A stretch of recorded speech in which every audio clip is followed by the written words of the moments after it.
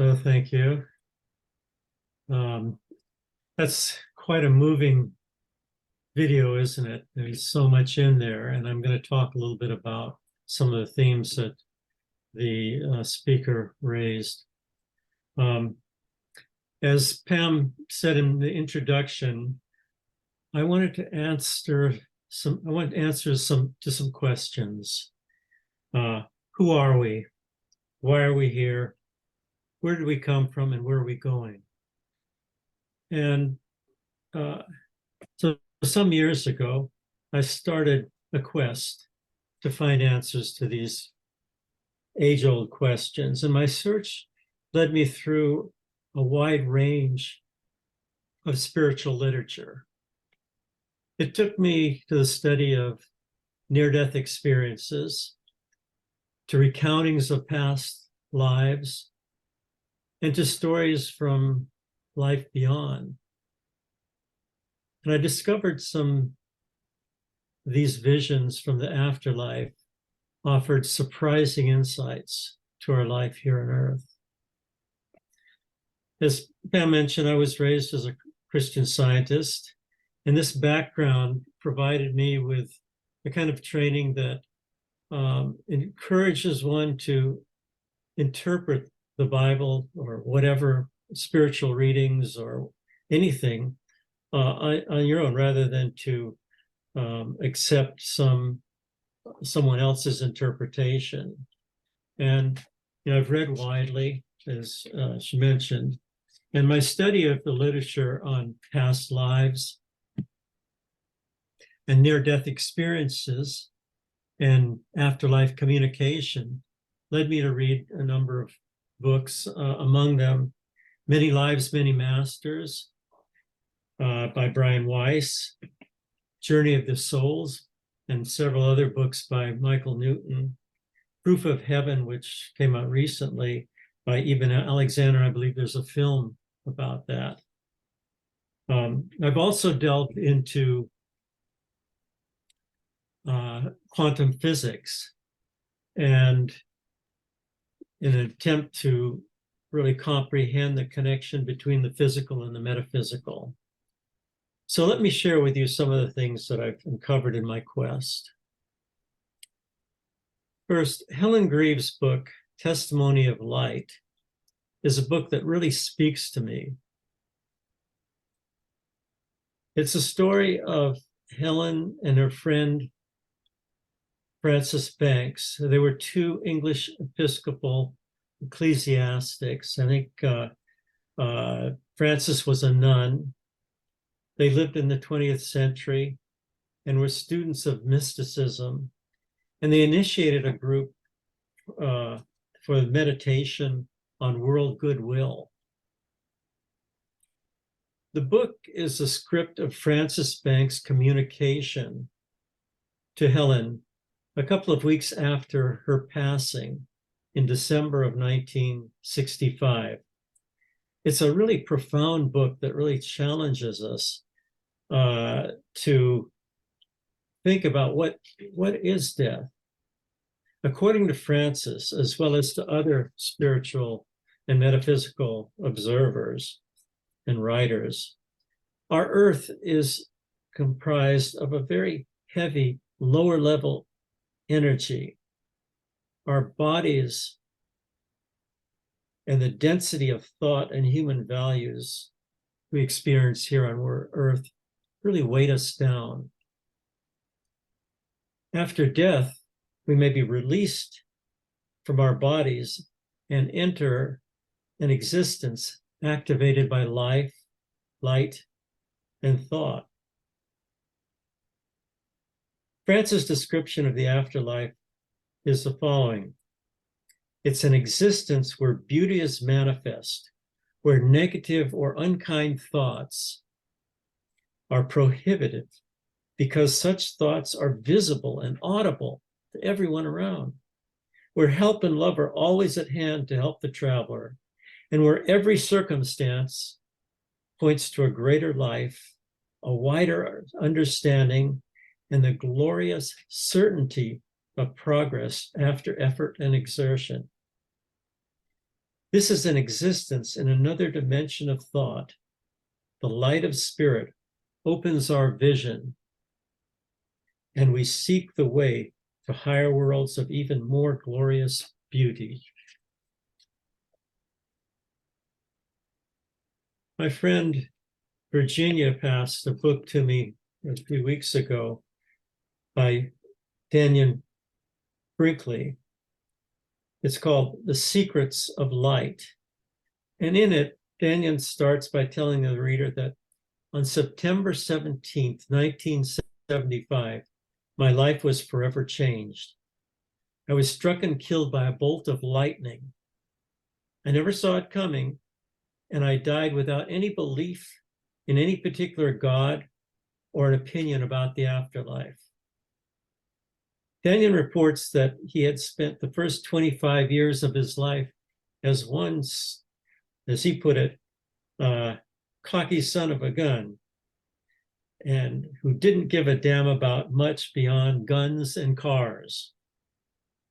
He went through a classic near-death experience, beginning with an out-of-body experience, looking down at himself, his body in the emergency room, and hearing his body pronounced dead. He then noticed a spiral of light forming, and as he gave attention to it, it became part of a swirling tunnel. He says he then found himself standing inside the light, where he encountered a being who's overwhelmed him with unconditional love, as in the video that we just listened to. In fact, the light and I were one. I felt safe and complete, perhaps for the first time in my life. The light was alive. It infused me with warmth and created in me what I sensed to be a sanctuary of all-consuming love and acceptance.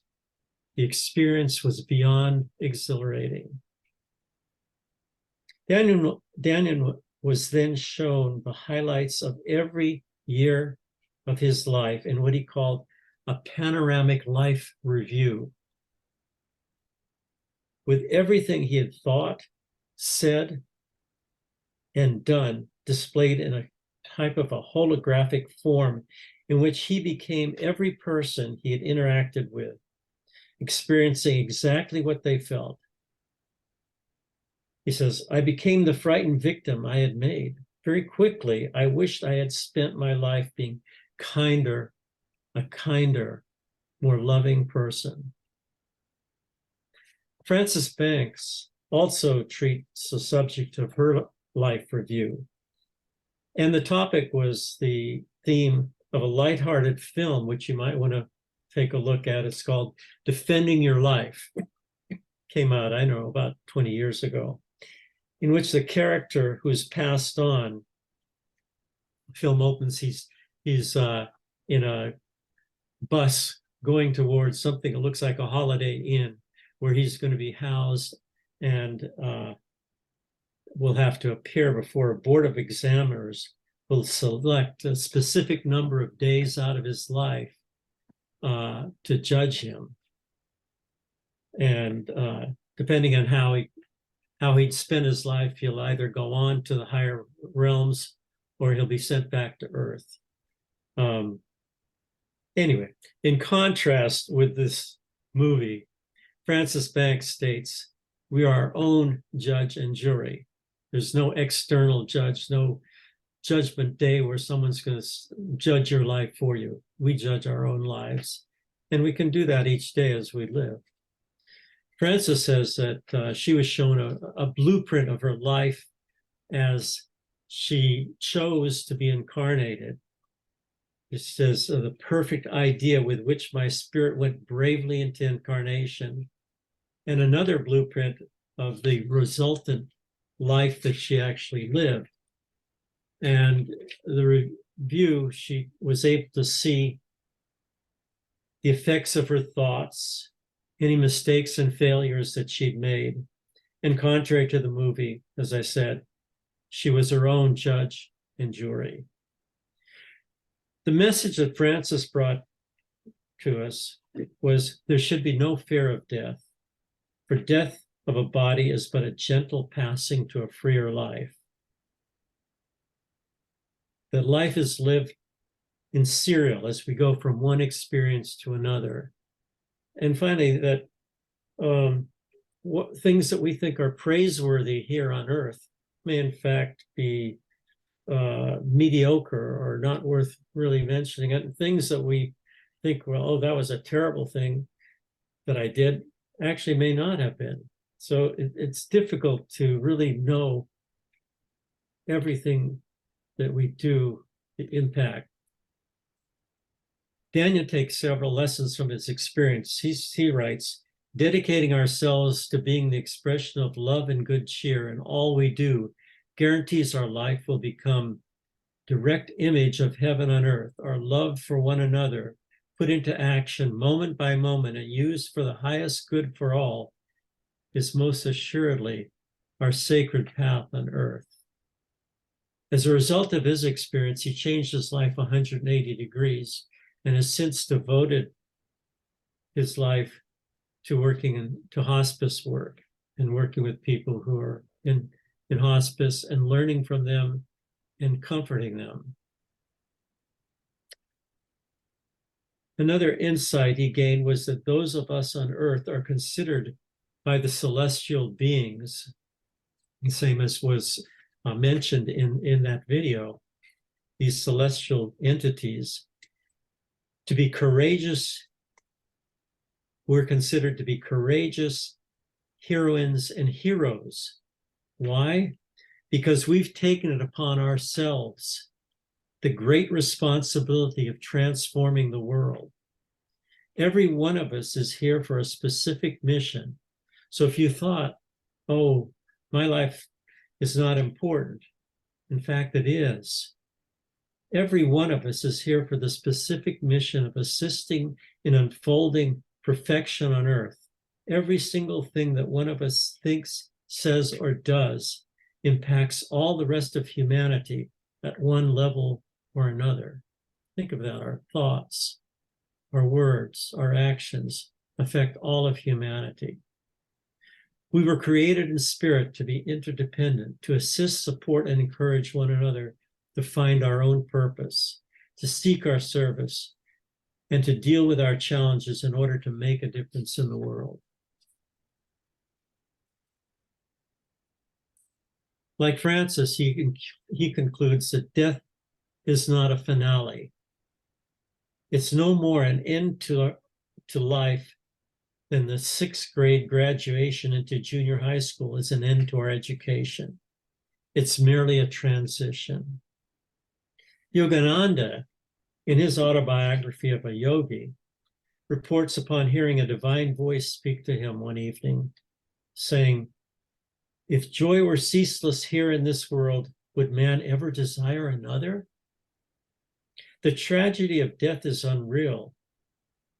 Those who shudder are like ignorant actor who dies of fright on a stage when nothing more has been fired at him than a blank cartridge. We are children of the light. Behold, your body is nothing but light." Raymond Moody, an MD, who for many years has studied and compiled hundreds of near-death experiences, wrote that he personally believed that near-death experiences are partial evidence of an afterlife.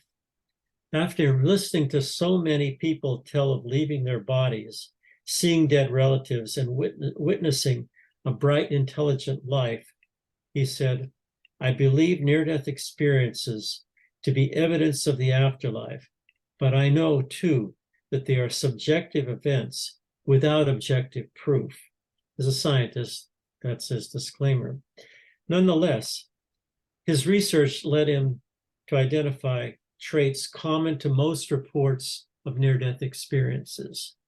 And these include an out-of-body experience, looking down on one's body from its on high, traveling through a dark tunnel, encountering a being of light, this sense of pure love that encompasses one and everything, meeting spiritual beings and possibly even one's own relatives, and the life review.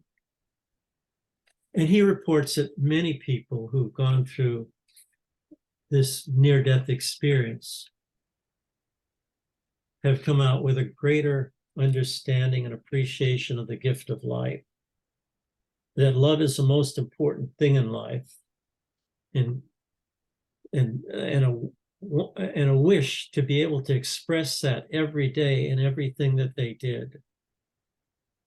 Some reported that they gained a more genuine understanding of spirituality and a new respect for knowledge and learning. One of Moody's subjects said, quote, "My doctor told me that I died during surgery, but I told him that I came to life. I saw in that vision what a stuck-up ass I was with all that theology, looking down on everyone who wasn't a member of my denomination or didn't subscribe to the theological beliefs that I did. A lot of people I know are going to be surprised when they find out that it's what's in our hearts that's more important than what's in our heads." So to summarize what I've learned from my quest, let me try and give you some of the insights that I've gained and share those with you. Who are we? Where did we come from? On a material level, we live as physical incarnate beings in a quantum field of energy. Our bodies are comprised of energy particles held together through invisible forces. On a quantum level, we are bundles of energy, invisible bundles of energy. On a spiritual level, we're light beings, and as such, part of the light of the Creator. So what happens to us when we die? Since our physical world is one of relatively low vibration, when we die, we pass on, we discard our physical bodies, thereby freeing our spiritual bodies to go into an astral field where we are embraced with unconditional love. At that point, we may be united with our families and like brothers in further existential journey beyond anything we can perceive or discern or express in words due to the limitations of earthly language or thought. It'd be like if you tried to explain color to someone who only sees black and white. Trying to translate these experiences into words is so difficult for people who have gone through these experiences. So what is our purpose in being in this here and now? First of all, every one of us is here for a specific mission. And that mission is assisting in unfolding perfection here on earth. It may be very challenging, particularly now and as we look around the world and see so much suffering, wars and brutality and lack of understanding. But that's why we're here. We were created in spirit to be interdependent, to assist, support, and serve each other in order to make a difference in the world. In the words of Teresa of Avila, the Creator has no hands or feet or voice except ours, and through these she works. As the Buddha said, "Go your way for the benefit of many, for the happiness of many, out of compassion for the world, for the good and happiness of all." So where are we going? That really depends on each and every one of us. It's determined by our state of mind. It depends on how we live here. How we live here will determine how we live in the hereafter. If we're wedded to and unable to relinquish our attachment to the physical realm, to our ego, or to physical possessions, or unable to forgive others, or unable to forgive ourselves for what we've done or what others have done to us during our time on earth, then we'll exist in a putative land of darkness and shadows until we can free ourselves enough through a change of perception to go into the light. So finally, as a member of the Laguna Laughter Club, I'd like to close with an observation by Damien Brinkley. The only thing I believe to be as important and potentially as powerful as love is laughter. Laughing along with someone else is ultimate in shared love. Laughter manifests the divine in a moment of mutual connection.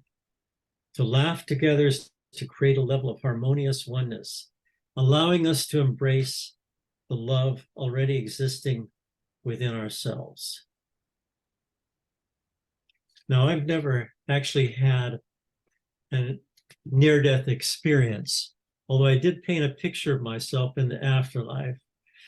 But this last week, I came close to it. On Tuesday, I had a colonoscopy and came through on the other side. So let me close with these words of Shakespeare, from Shakespeare, in which Hamlet says to Horatio, "There are more things in heaven and earth than are dreamt of in your philosophy." So thank you for listening and sharing with me these thoughts. Go in peace.